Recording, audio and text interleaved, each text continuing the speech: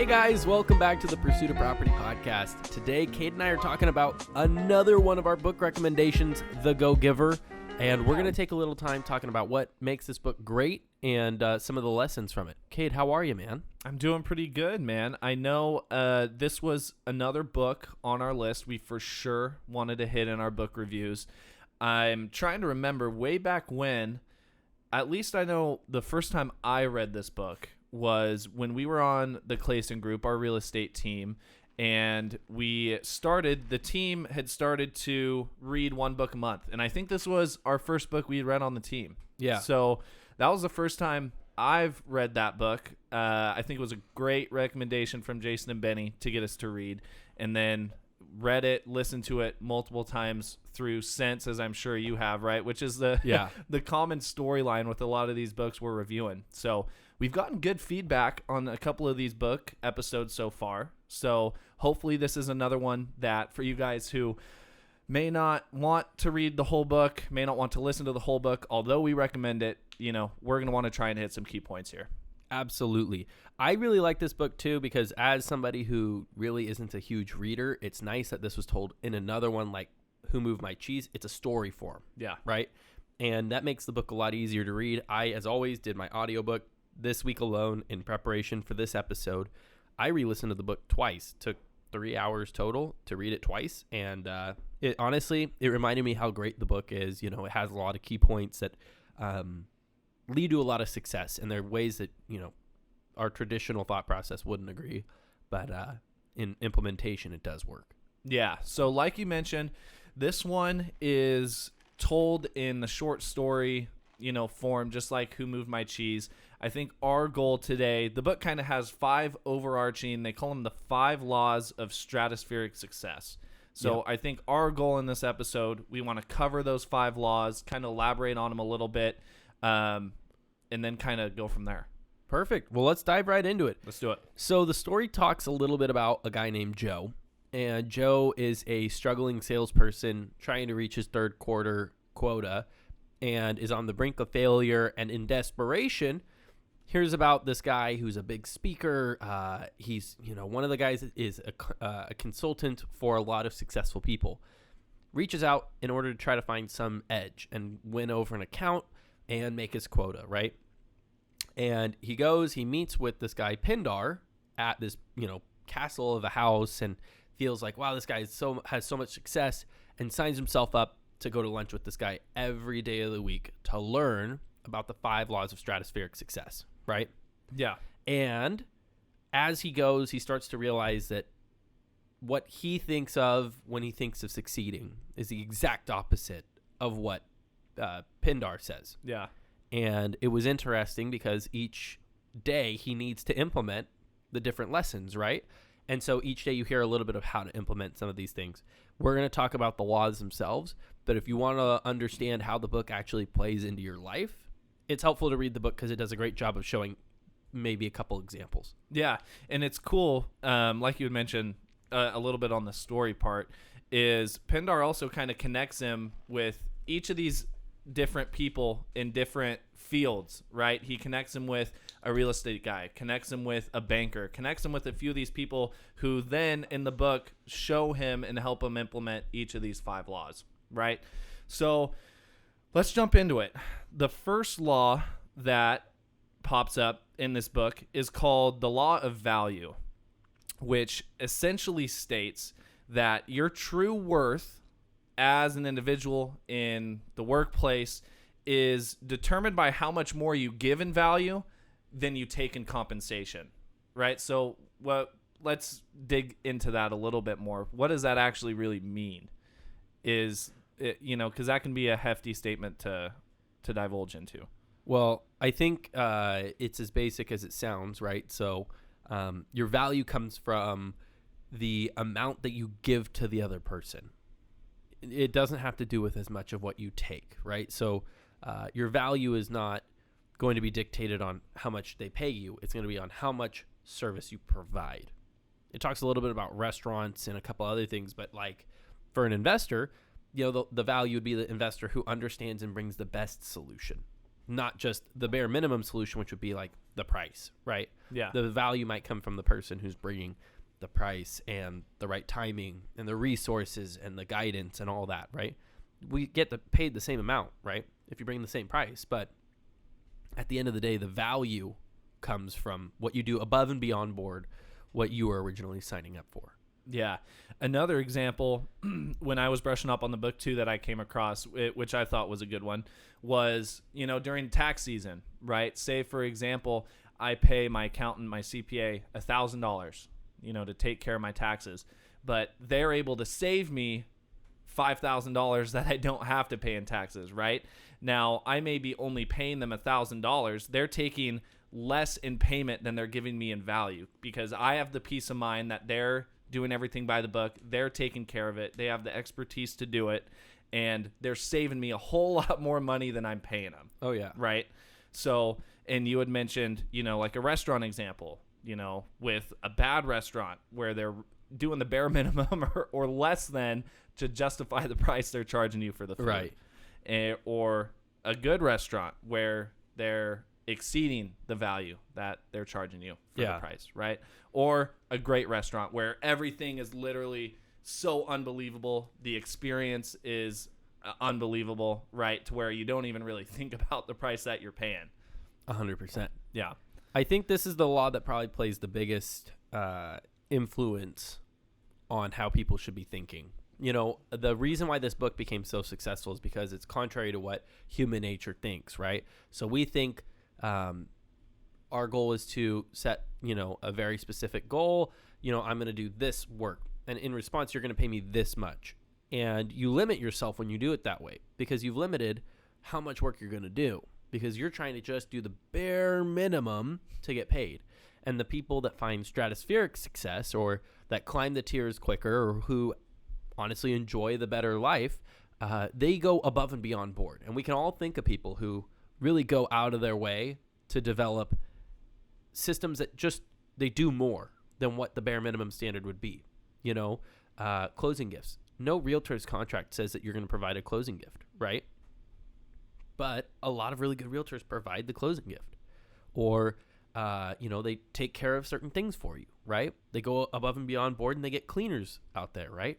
Those are the things that are going to push you up in success without even asking, right? You're giving better service, and in response, your value goes up.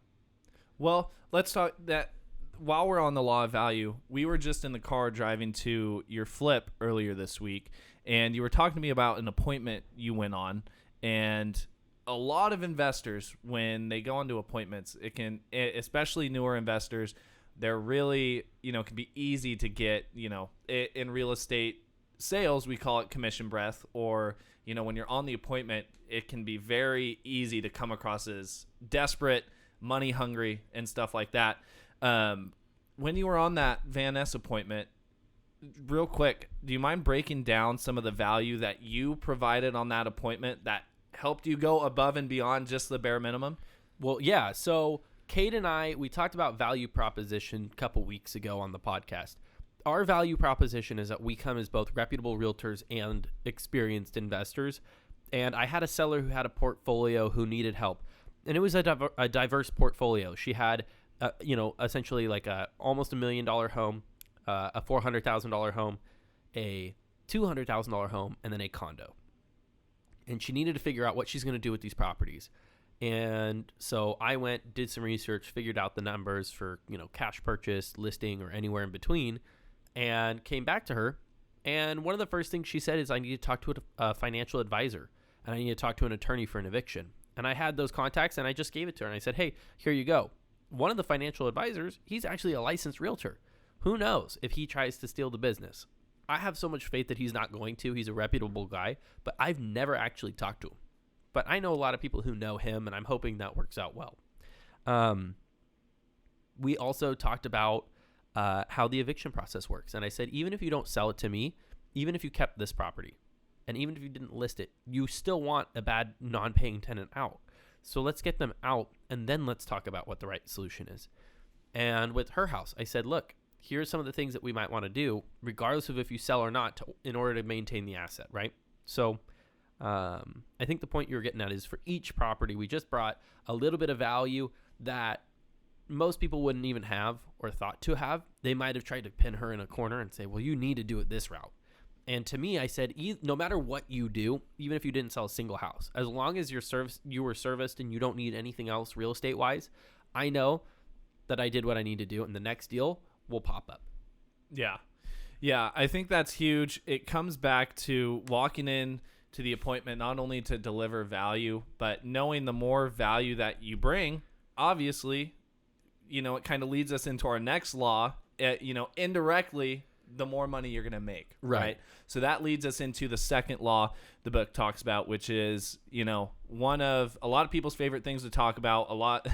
One of the most important things to a lot of people is their compensation, your income, right? Which, let's talk about that for a second, because in the book they talk about, well, just because I give more value, I don't make more money. Yeah. And they said, correct, but if you only think about giving value and you don't lead with thinking about making money, the money is a result of the value. Exactly. That's all I want to put. Yeah.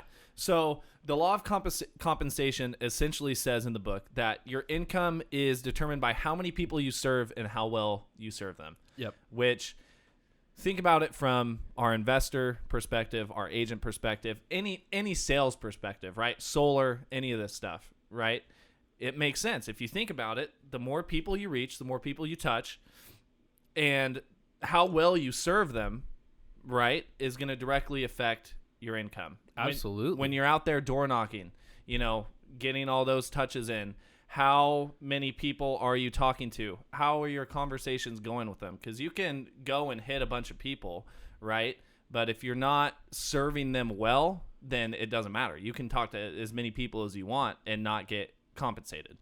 That's such a good point. We talk about getting the funnel, the top of the funnel leads really jam-packed, right? Get as many people, into the streamline of your business.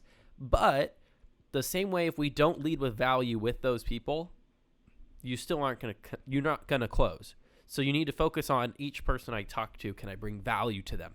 Do more than what they were expecting. Hey, outside of real estate, is there anything you need help with? Oh yeah, I'm looking for a car. Oh, here's a connection to a car guy, right? And then for the compensation side, you just got to expand the number of people you talk to. And the number of people who you effectively influence through the value of bringing value, solving problems, whatever, that's how you get compensated. And that's where the monetary gain comes back. Yeah. It can be tough too. We talked about it a little bit earlier in the book.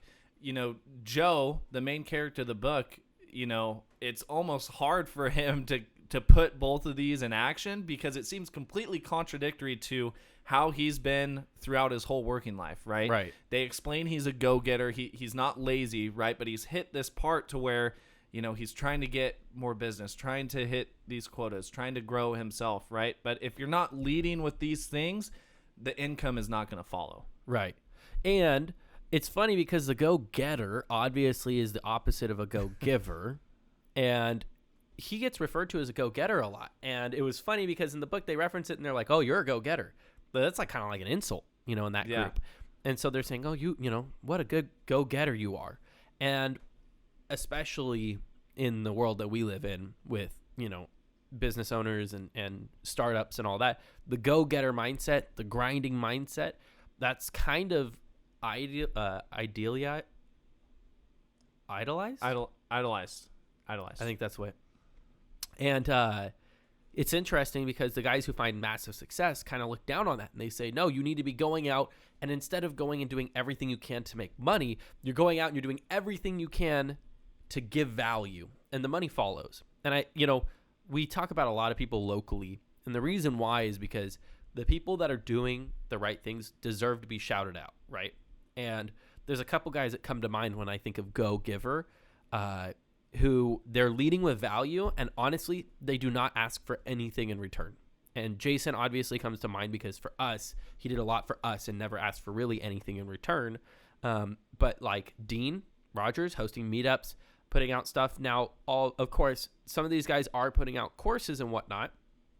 But again, that comes back to how many lives are they influencing? They couldn't be getting paid if they didn't actually successfully help people. Stratton Brown is another guy, right? Hopefully our podcast is doing something. It's part of what inspired us to do the podcast, was how many people could we talk to? Yeah. Yeah. I think it's important before we move on to the next law to kind of hit an overarching point with this one, because like you were mentioning, you need to be leading with value, right? Your income is going to be a direct result of how many people are you reaching, how well are you serving them, and how much value are you bringing? Because if you're not leading with those three things, you're not going to be compensated with a salary that's going to make you very happy. Absolutely right. I think those are all really good points. This book has a lot of really good points too. I mean, this is not a super dense read, Not but at I all. reread it twice because the first time I got a couple points and the second time I got different points. And it's an easy read, but just like How to Win Friends and Influence People, this isn't stuff that's crazy, but in implementation, sometimes we forget. Yeah. And when we started, I was just thinking about that. We did start the podcast because we were thinking, how could we talk to the most people and provide the same, like the answers that people always are asking? How can we get that to the most people? And we decided that a podcast would be a correct way of doing it.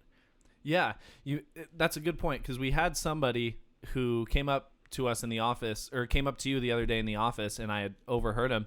They were talking about that episode of How to Win Friends and Influence People, and they were saying, a lot of this stuff I feel like I already knew. It felt like common sense, but I needed to be told it, heard kind of how to do it, reminded, and then put it into action. And they were like, literally, I've seen a difference in the week since I've listened to the episode implementing some of this stuff. So I think it's good. The book is super quick. It's a quick read, a little over maybe 120 pages, just like Who Moved My Cheese. So it's not too hefty. Quick read, quick audio listen. Let's go to the next one. So law number 3 is the law of influence. And what the law of influence states is that your influence, your reach, is determined by how abundantly you place others' needs before your own. This is such an important one. Here's something that we need to talk about. When you work in the business that we are in, which would be real estate specifically, in any faction of it, this is where people make huge life decisions. And if you don't accurately put other people's intentions first, I promise you, you are not going to succeed. And if your main motivation is making a check, or your main motivation is, winning, in something, you're not going to ever win. And if you put other people first, you're going to find that there's success everywhere. You could literally have every opportunity imaginable if you put others first. Yeah, this reminds me when we were giving a presentation to the office here at Keller Williams. We were talking about value proposition and negotiating and stuff like that, but we talked more importantly about acting as a fiduciary, right? Putting your client's needs before your own, doing what is best for the client or the seller or the buyer ahead of your own interests, right? Exactly like you said, you can't be in it out to go get a check. You can't be in it looking and, only putting your interests at heart to go and do something, because you will not find very much success. And if you do, it's not going to be very sustainable at all. And you're not going to be able to live with yourself. I really think that people are generally good. And I think that if you go out and you take advantage of somebody who's in a bad spot, and, you just really drive that knife into them, you're not going to be happy with who you are. And what I will also say is, you can buy a house at a discount and it be looking out for the seller's interest, right? When we're investors, we have to clarify, look, I'm not working on your behalf at all. I am my own interested party. But when we talk to them, we say, look, here's what we're seeing. Here's what you could possibly do on the open market. And here's what you could do as a direct sale. And if the direct sale makes sense, I would love to do that. And we leave it up to them. It's a consultative approach, and there's no pressure. And the reason why is because we're looking out. We're saying, what would you like to do? Because either way, even if you don't sell it to me, I at least gave you an update on where your property's at, right? Exactly. Yeah. And doing the exact opposite of cornering a seller and trying to pinch them in a corner, right? If you're going on an appointment, pinching them in a corner, being extra salesy, saying, hey, I can do this, let's do it now. What else do you need from me? I can give you this, this, and this and be done, right? But in order, you've got to take a step back, right? And not exactly like you said, from our perspective as investors and as agents, taking that consultative approach. Yes, as an investor, we do have interests at heart, right? At the end of the day, we don't try to hide the fact that we are in this to make a profit. And we say that exact line in every appointment. That exact line. Our goal is to provide the sellers with all of their options. And just like you mentioned, the seller, put it in the hands of the seller to choose what option is best for them. Yes. This, again, we're talking about the law of influence. And the reason why it's called the law of influence is because when you develop a reputation for looking out for other people, what you develop is trust in a group of raving clients, raving fans, raving warriors, whatever you want to call it. And what ends up happening when you've developed that kind of a relationship with that many people is referrals come in so much faster than you could ever imagine. And if anybody's in sales, you understand that referral business is way better than trying to go out and be a go-getter, hunting for business, taking advantage of things, going that route.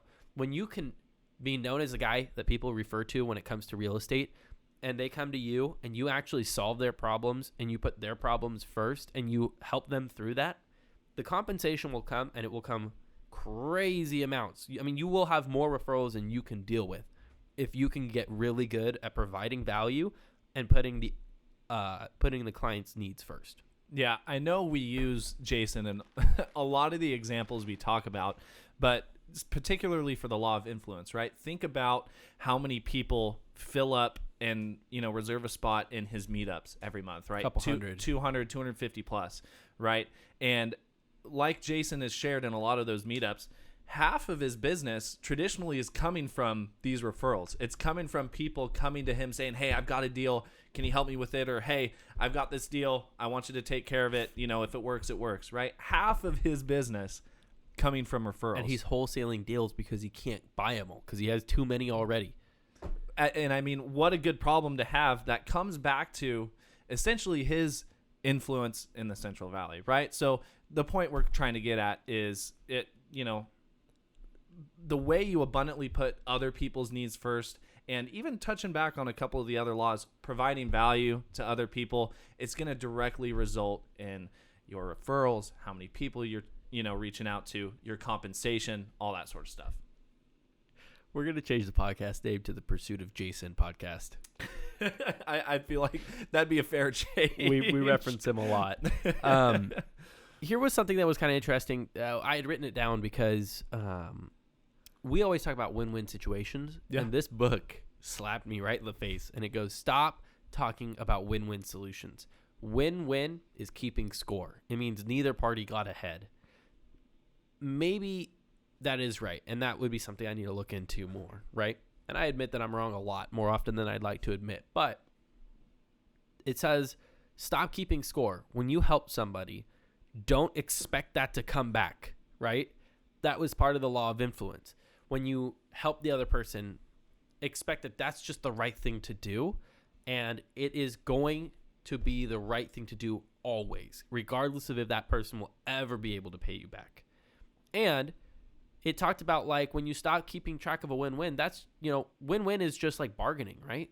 I mean, it's just negotiating. When you give freely, good things come back.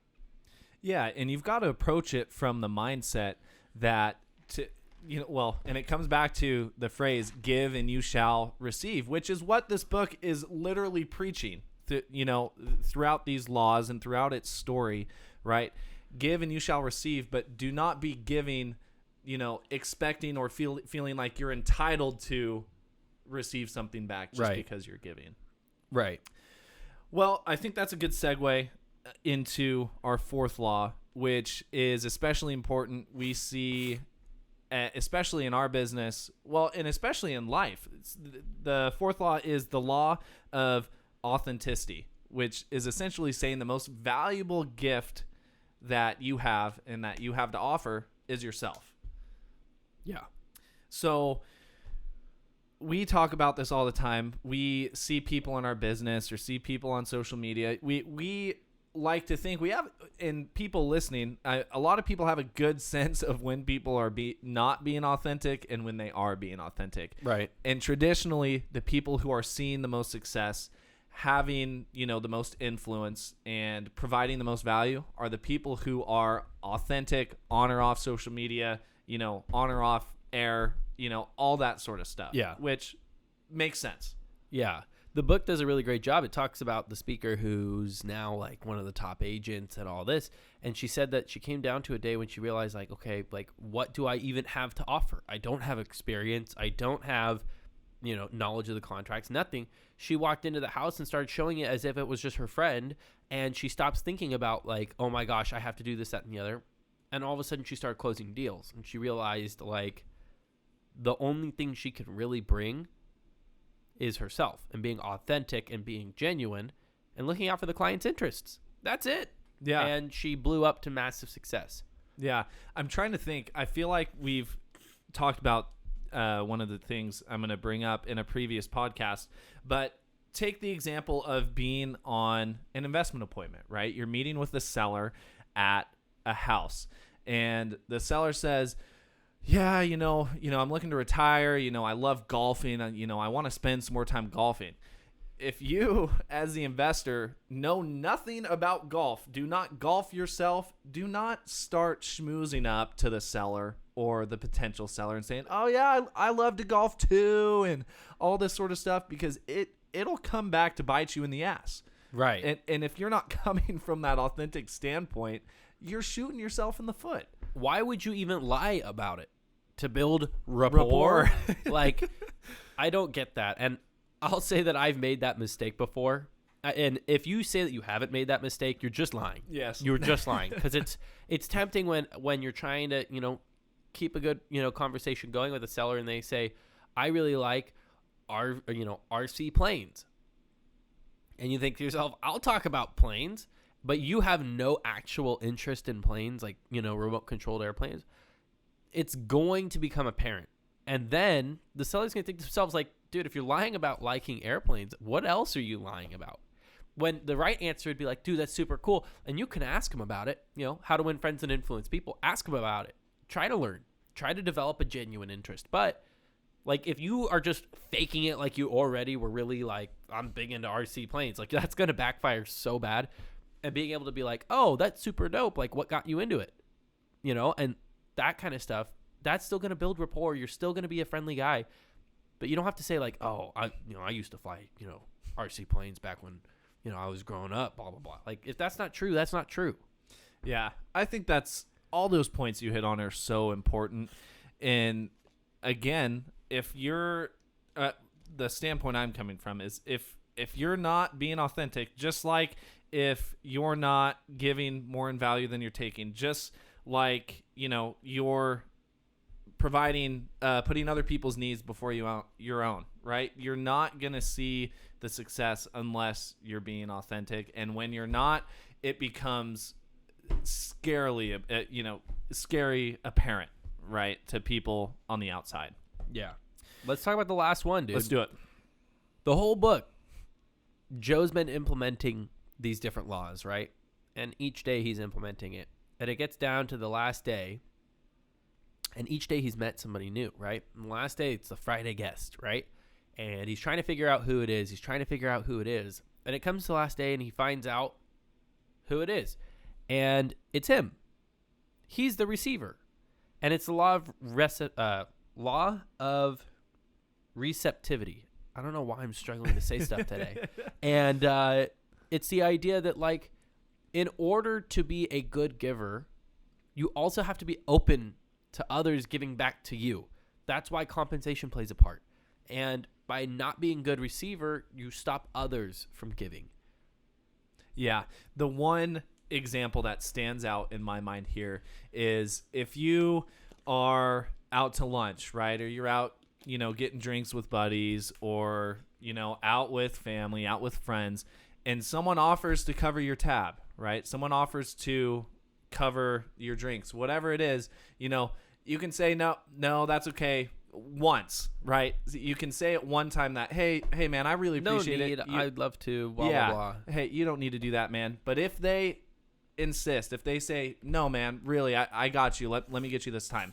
You've got to let the other people, you can't, exactly like you said, don't take others' ability to give. You've got to be open to receiving. All right, here's how I would probably put it. The 5 laws of stratospheric success develop you to be a giving person at all times. But for every give, there's a receive. And if you don't have your fair share of receiving and being open to it and being gracious, you stop others from having the same stratospheric success. And as much as you want to always give, there's always a balance to it. And it's just very interesting. It's the idea of look out for the other person, they'll look out for you. Yeah.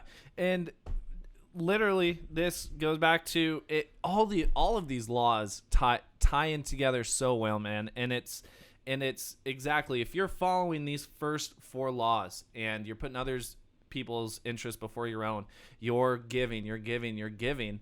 A lot of the reason people take that next jump, like in the book, Joe is in this Q3. He's a go-getter. He's doing well, but it's time for him to level up. He was missing his quotas. He had missed Q1 and Q2. So, and there's something missing there, right? In order to follow all of these 4 and 5 laws together, to give, and exactly like you had mentioned, your compensation being tied into the receiving, whether it's other people wanting to give to you, whether it's directly your compensation, give and you shall receive, referrals, JV deals, all that sort of stuff, right? Yeah.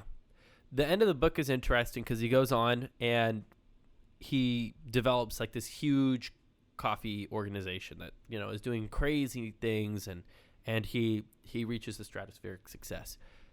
The point of the book being that at the end, he goes to teach the next person, right? I think this business is very interesting. Everybody listening to this podcast knows something they could teach another person. And if you tell yourself that all I can do is go to people and ask for help, you're thinking of it wrong. And you need to start thinking about what could I give? The help will come. Yeah. Well, and that's a good point too, because what we've hammered and what Stratton talked about, Stratton Brown, when we just had him on the podcast, is bringing value to somebody else. What, as you as an individual, what can you give to somebody? What value can you provide them in order to, receive something back? Advice, mentorship, coaching, anything like that, right? And we see it every day in our business. We try to, obviously provide value and give our time and our experiences, however as little as they may be, yeah, to anybody who reaches out, right? And it comes back to, I know, at least speaking from our perspective with the podcast, with a bunch of new investors who always reach out, right? We always say we're an open book. We would not be where we are now if somebody else didn't do the same exact thing that we're now trying to do, right? Which is provide the value, give information, be helpful, be a resource. Exactly. Well, it's a little bit of a shorter episode today, but that really wraps up my thoughts on the GoGiver, Cade. Anything else that you want to talk about?